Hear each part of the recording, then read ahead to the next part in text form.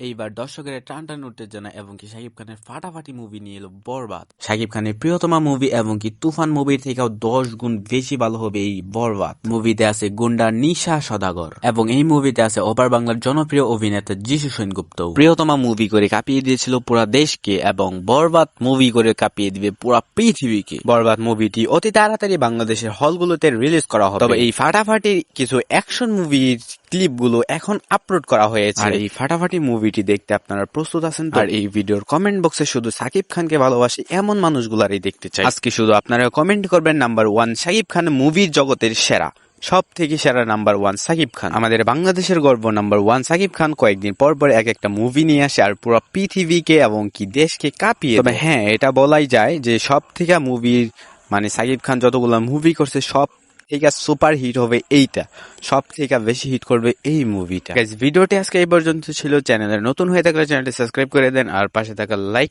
বাটনে ক্লিক করে একটা লাইক মেরে দেন।